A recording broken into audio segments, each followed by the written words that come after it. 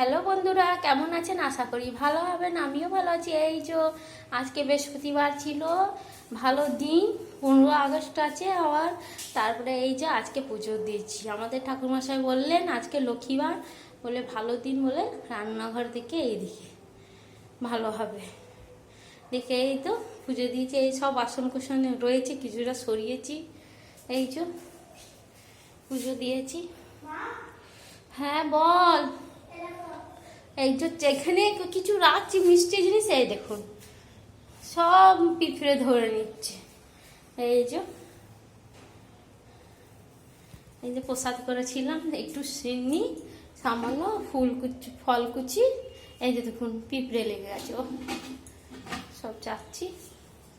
এবার একটু মুড়ি খেলাম, নিরামিষ আলু ভাজা মুড়ি খেয়ে এই যে এবারে সব গোটায় বাগায়।